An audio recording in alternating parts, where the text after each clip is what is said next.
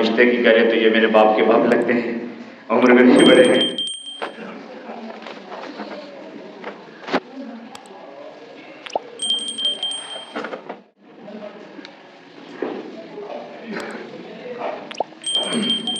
سنتانوے یا 98 کا سال ہوگا جب پہلی بار انہوں نے تراویح سنائی، اسے قبول کیا، اساتذہ کی محنت بھی رہی، لوگوں کی محبت بھی رہی اور وہ کامیابی ملتی چلی گئی۔ اے اللہ تھوڑی سی مہلت دے دے، بس تھوڑی دیر کے لیے مجھے لوٹا دے۔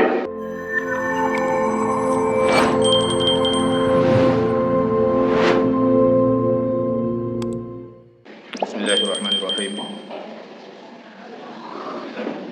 الحمدللہ وحدہ والصلاۃ والسلام علی من لا نبی بعدہ۔ حضرین گرامی، ابھی تک آپ تمام نے بہت ساری باتیں اور بڑے کام کی باتیں سنی۔ اللہ رب العزت نے اپنے جناب محمد صلی اللہ علیہ وسلم کو دنیا میں مبعوث فرمایا۔ آپ صلی اللہ علیہ وسلم نے فرمایا انا بعثت معلما، میں دنیا میں بھیجا ہی گیا ہوں تعلیم پڑھانے کے لیے اور تعلیم سکھانے کے لیے۔ اس کے بعد جب قرآن کو اللہ نے نازل کرنے کا فیصلہ کیا اور قرآن کا نزول ہونا شروع ہوا تو سب سے پہلی بات بھی اللہ نے یہی نازل فرمائی اقرا، کہ پڑھیے۔ پڑھنے کے تعلق سے تمام باتیں عرض کی گئی۔ میں بڑی مختصر میں یہ بات عرض کروں، مدرسے کے تعلق سے تو انہوں نے عرض کیا، رشتہ بھی بڑا گہرا ہے اور تعلق بھی بڑا گہرا ہے۔ اگر بات رشتے کی کرے تو یہ میرے باپ کے باپ لگتے ہیں، عمر میں بھی بڑے ہیں، اور ان کی خدمات اپنے علاقے میں اتنی ہیں کہ اگر کبھی جانا ہو آپ جائیں تو سمجھ میں آئے گی بات۔ جہاں پر سے تعلق ہے وہاں پر جو عموماً گاؤں سب ہے وہ میں گیا ہوں، جاتا ہوں، جاتا رہتا ہوں سب علاقوں میں۔ جو لوہٹ میل کا ایریا ہے، ریام کا ایریا ہے، اس کے بغل میں آپ جائیں بٹھوارا ہے، پھر سسو پائی ہے، اس طریقے سے بہ نگر ہے، اور پھر میں گڑھیا ہے، پرسا ہے، گوس نگر ہے، کتاہی ہے۔ یہ سب چھوٹا چھوٹا ٹولہ ہے، چھوٹا چھوٹا محلہ ہے۔ ایک تو یہ سچائی، اس کو وضاحت کی ضرورت نہیں ہے۔ روڈ پہ خوب نکل کے آ جائیں گے، کام کچھ نہیں کریں گے، وہ بلائیں گے۔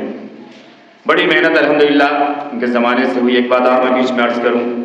شاید 1997 یا 98 کا سال ہوگا جب پہلی بار انہوں نے تراویح سنائی تھی۔ کولکاتہ کے غالباً مٹیا برج کا علاقہ تھا اور اس وقت میں پڑھنے کے لیے گیا تھا۔ حفظ شاید میں نے شروع کیا تھا یا اسی طرح شروع کرنے والا تھا، تو تمام لوگ رہتے تھے، تو تراویح ختم ہوئی، سب لوگوں کے ساتھ میں تھے، تو لوگوں نے مجھے پیش کیا، اب تم کو تراویح پڑھانی ہے، دیکھو آپ مجھے پڑھا کر کے آئے ہیں، جو ایک باتیں ہو سکتی ہے حوصلے کے لیے۔ اور پھر وہ دن آیا کہ جن لوگوں کو اللہ نے نمونے کے طور پہ پیش کیا، ہم نے بھی دل سے قبول کیا، اساتذہ کی محنت بھی رہی، لوگوں کی محبت بھی رہی اور وہ کامیابی ملتی چلی گئی۔ اور پھر اللہ نے دھیرے دھیرے اتنا بڑھایا کہ آج کبھی کبھی مجبور کر دیتے ہیں، حالانکہ چھوٹا چھوٹا ہی ہوتا ہے، بہرحال عمر میں بھی چھوٹے ہیں، تجربات میں بھی چھوٹے ہیں۔ میں عرض یہ کر رہا تھا کہ خود کی زندگی کے لیے الحمدللہ مدارس سے یا ادارے سے کسی طرح یہ منحصر نہیں ہے۔ خود کی زندگی کے لیے کوئی انحصار ان کا اداروں پر نہیں ہے۔ آج سے نہیں، اس زمانے سے ان کے مختلف قسم کے کاروبار رہے ہیں اور وہ ہوتے رہے ہیں اور ہو رہے ہیں۔ اب بھی بڑا کاروبار ان کا پولٹری فارم کا ہے، لیکن اس کے باوجود یہ جو میں چھوٹے چھوٹے ادارے، چھوٹے چھوٹے جو میں نے آپ کو ٹولے گنائے اور علاقے، ان چھوٹے چھوٹے علاقوں میں اپنے جیب سے اساتذہ کو رکھنا، پڑھانے والے کو رکھنا اور مکتب کا انتظام کرنا، یہ کتنی بڑی قربانی ہے، یہ آپ سوچ سکتے ہیں۔ جن علاقوں میں دین کی کوئی بو نہیں ہے، لوگ مسلمان ہیں، یہ جو علاقہ ہے ادھر پیچھے کا پنڈول کے پیچھے کا مکمل میتھلی بولی جاتی ہے۔ کچھ علاقے، کچھ محلے میں آپ پہنچیں گے تو دونوں لوگوں میں فرق نہیں کر پائیں گے کہ یہ کون ہے۔ بولی سے تو بالکل فرق نہیں کر پائیں گے، اور کہیں کہیں کلچر سے بھی فرق نہیں کر پائیں گے، وہ بھی گنجی دھوتی میں، یہ بھی گنجی دھوتی میں، زبان بھی دونوں کی ہے۔ ایسی جگہوں میں مکتب کا نظام قائم کر دینا اور بچے اور بچیوں کو بنیادی تعلیم اور پھر تعلیم کا شعور پیدا کر دینا کہ جس کے بعد وہاں کے بچے باہر کے دور دراز شہروں میں جانے لگے اور پھر بچے تعلیم حاصل کرنے لگے اور وہاں جو ہے حافظ بھی پیدا ہو جائے، عالم بھی پیدا ہو جائے، یہ بہت بڑے مجاہدے کا عمل ہے جو انہوں نے کیا ہے الحمدللہ۔ اور ابھی خود کے محلے میں ایک ادارہ جو ان کا لڑکوں کا ہے دارالاقامہ کے ساتھ، اور جس میں مکتب کے بچے ہمیشہ سے پڑھتے رہے، پورے گاؤں کے لڑکے، وہ تو ادارہ ہے ہی ہے۔ اس کے بعد ایک دوسرا ادارہ شاید 3 سال ہوا ہوگا یا 2 سال، جو لڑکیوں کا بتا رہے ہیں، وہ ابھی قائم ہوا، جس میں لڑکیوں کی تعلیم کو اور لڑکیوں کی حالات پہ غور کرتے ہوئے اس کی بنیاد ڈالی گئی اور جگہ جگہ ڈالی جا رہی ہے کہ آج ہماری قوم میں ہماری بچیوں کا کیا حال ہے اور ہماری بچیاں کیوں مرتد ہو رہی ہیں، ہماری بچیوں کو ایمان کیوں نہیں معلوم ہے، اسلام کیوں نہیں معلوم ہے، اپنے دین کی قدر کیوں نہیں ہے، اپنے گھر کے لوگوں کی محبت کیوں کمزور پڑ جاتی ہے کہ دوسرے کے محبت میں وہ غالب ہو کر کے اپنا سب کچھ قربان کر دیتی ہے،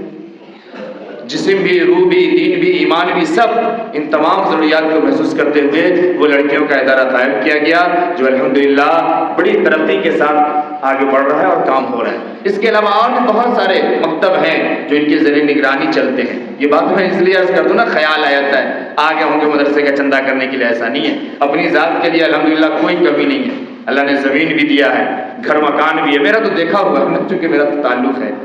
اور کاروبار اب بھی ہے، ایسا نہیں کہ کاروبار بند ہو گیا ہے، اب بھی ہے، لیکن پھر بھی اس ادارے کا جو ہے ادارے کی فکر اور الگ الگ مکتبوں کی فکر، اور وہاں یہ کہ قرآن کی تعلیم ہو جائے، دین کی تعلیم ہو جائے، بچے کم سے کم بنیادی کلمہ جان جائیں اور ایمان جائیں، اس بات کی فکر کے لیے ہر وقت صبح شام لگے رہتے ہیں اور کام کرتے ہیں۔ اور جس طریقے کا بھی ایمان پر اور مسلمان پر اور اپنے لوگوں پر اس علاقے میں کوئی حملہ ہوتا ہے یا کوئی آواز اٹھتی ہے تو چند نام اس علاقے کے ہیں جن کو میں جانتا ہوں بڑی اچھی طرح سے، ان چند ناموں میں سے ایک اہم اور بڑا نام ان کا ہے عبد المنظور صاحب کا، جو وہاں پہ موجود ہوتے ہیں اور کھڑے ہوتے ہیں اور ہر چیز کا جواب دیتے ہیں اور ہر چیز کا دفاع کرتے ہیں۔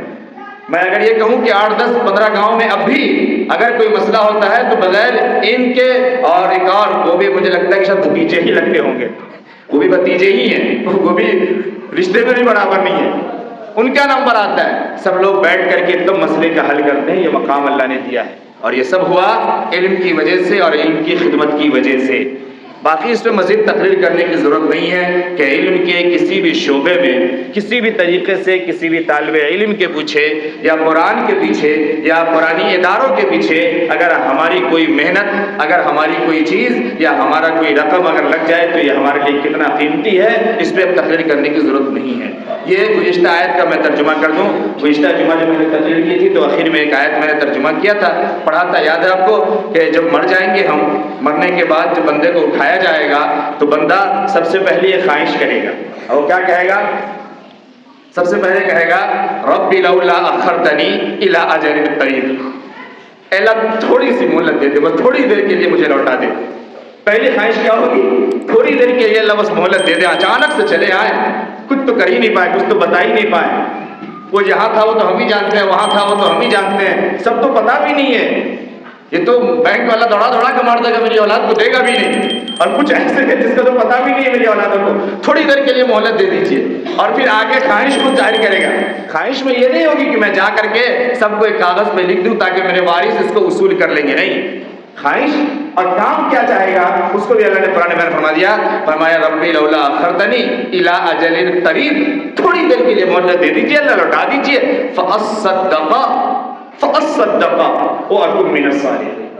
تاکہ میں صدقہ کر دوں ان مالوں کو، تاکہ میں صحیح جگہ میں خرچ کر دوں، تاکہ میں کسی صدقہ جاریہ میں لگا دوں اور میں بھی کامیاب آدمی بن جاؤں، نیک بن جاؤں، تاکہ یہ جو سامنے نظر آ رہا مجھے اور میرے اعمال اور میری چیزیں یہ بتا رہی ہیں کہ میرا ٹھکانہ ادھر ہی ہونے والا ہے، چونکہ سب کو تو ہم رکھ کر کے آئے ہیں، ادھر کے لیے تو کچھ لے کر کے نہیں آئے، ادھر والا ٹکٹ تو ہے ہی نہیں میرے پاس، اس لیے تھوڑی دیر کے لیے لوٹا دیجیے تاکہ میں کوئی کام کر لوں۔ تو میرے محترم بزرگ اور دوستو، موقع ملا ہے جہاں ہمارے ہی قوم کے اور ہمارے ہی بچے اور بچیاں تعلیم حاصل کرتی ہیں، جن کی